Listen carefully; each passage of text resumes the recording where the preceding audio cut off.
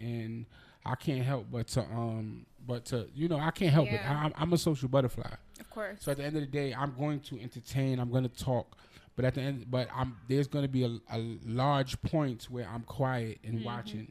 Yeah. Actually, Scoping out the room. Actually, when I first get in the room, that's what I do first. I'm about to say, I noticed that. Like, when I first met you, you seemed very quiet. Oh, I didn't speak. I didn't really exactly. speak to you. You don't speak. Yeah. That's how it is. I remember you came in with him. I didn't say much. Didn't say a thing. Just looked. And yeah. Hi, nice to meet you. Kept it moving. Yeah. I ain't going to say much. I observe. Yeah. You understand what I'm saying? That's good. And then I'll talk. Because my thing is another thing I learned is sometimes when you talk prematurely, you can A, make yourself look stupid, or B, you can say something and offend someone. It's too much that can happen when you talk before getting to know who you talking to. Exactly. Like me and my barber was talking about something earlier, and we could have spoke out of turn in front of you, not knowing who you are. Yeah. And that's why even when you was on live, I stopped him. Yeah. Because my thing is you starting to get a little too comfortable and personal, A, in front of you, and B, in front of whoever you was, you on live. Of course, yeah. You know what I'm saying? So always just be aware of your surroundings. And then that's what comes with being quiet does too, like scoping out the room. And that's what I was telling my sisters, like, because it's 4 of us, like, we all have different personality traits, and I've learned, like, I'm the sister that talks, like, I'm the one that's gonna get us out there and talking in the rooms. But when it comes to, like, y'all, do y'all remember who the fuck, like, who said this? My sister, it was him, and he said this, and he had on red shirts and a blue jean. And you get what I'm saying? But she's the quietest one, and I'm like, damn, how you remember all that? Like, she really be picking up on everything. And then it's like I have another sister, her spirit, she know energy. So she know when somebody go and people be thinking this stuff is crazy, but I feel like energy speaks louder than words. Facts. For me. Like, I don't even have to say 2 words to you. You don't have to say 2 words to me, but you know that there's a certain energy, and your energy being at the level that it is, it won't allow you to be around a certain level that's down here. You get what I'm saying? Yeah. And so I feel like literally energy speaks louder than words. But some people are more in tune than others, and they can pick up on that.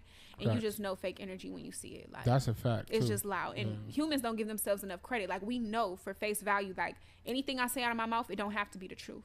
I could be leading you in a whole different direction than what I really am. But we know more than what we give ourselves credit for. That voice that's inside of your mind telling you when somebody lying to you or telling you when something ain't right. Believe it every single time, because that show higher self. And we don't give that self power. Like, God is within you. You know what I'm saying? He's not outside of you. He's always in you. Speak, yes. You have a piece of God within you. Always. And that voice inside of your head that sometimes we be thinking, like, should I do this or should I do? Always follow your first mind. Right. And then if you learn a lesson, then you learn a lesson, but it was meant to be, and it was learned to happen at that time, at that moment. Like, you are meant to be right where you are right now. There's a book called Outwitting the Devil. You read the book? Have you ever heard of the book Think and Grow Rich? Yes, Napoleon Think Rich, Hill. Grow Rich. Think and Grow Rich by Napoleon Hill, right? He also wrote a book called Outwitting the Devil. They waited 70 years after he died to release the book because they didn't want it to tarnish his reputation. His wife actually released the book a little before she died because she didn't want to release it because he had passed. And the book is amazing. It's him having an actual conversation with the devil. It was question and answer. Like, he asked a question, the devil answered. He tells you how he got to the interview with the devil, and then he goes on. There's 3 chapters of how he got to the interview, and then the rest of it is the actual interview. When the 3 chapters, the person who told me to read the book told me, oh, skip the first 3 chapters, just go into the interview. The interview's dope. So, me being who I am, I read the first 3 chapters. Yeah. I want to know how you got to the fucking interview. No, for real. I'm already interested. Right. So when I read it, he the way he got to where he got was he was making a lot of money already because of who he was. Not who he was personally, but how he thinks. So he was getting paid a lot of money for his time, but he wasn't feeling fulfilled. So he quit whatever he was doing and became, kind of went broke, trying to fulfill himself because he met Carnegie, Carnegie Hall, all that stuff. He met that dude, and that dude told him, that was his mentor. He said, listen, I need you to interview the richest people in the world. You know, that's a life task I want to give you. Yeah. So he spent years interviewing 500 of the richest people at the time. Franklin D. Rockefeller, where they got Rockefeller Records. Oh wow. All these people. I'm not sure if Thomas Edison was a part of that. It was a bunch of people he interviewed that was the richest people in the world, right? And in conclusion, he wanted to write a book about it. And I think honestly, that's where Think and Grow Rich came about. But the thing is he learned from them, and that's what he got from them. You get what I'm saying? Yeah. But at some point, he started to speak about his new mind. His new mind was a voice that he would hear, and it would tell him to do things, which I feel like was really what you're talking about. Yes. You know what I'm saying? And he started to listen to it. One day he's walking in circles outside of his brother's house, and he just heard a voice was like, yo, borrow $50 from your brother and go to Pennsylvania because you can get the money for, he needed $25,000 to publish the book. You can get the money for this book if you go to Pennsylvania.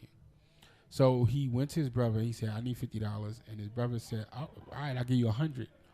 He said, no, just 50. He said, I only wanted 50 because that's what the voice told me. Yeah. So he gets to Pennsylvania, and he had enough to get a hotel for 2 months. The voice said, no, get a suite. That only would last him 2 days. Ooh. So he said, fuck it. And something in his mind said, get a suite. He got a suite. Never lie. Right? The first day he went to meet the person that he was supposed to meet. The person said, all right, tomorrow we can talk. The second day he spoke to the person, told him the idea. The person gave him the $25,000 up front and said, I'll give you more after the book is done. Gave him the upfront money.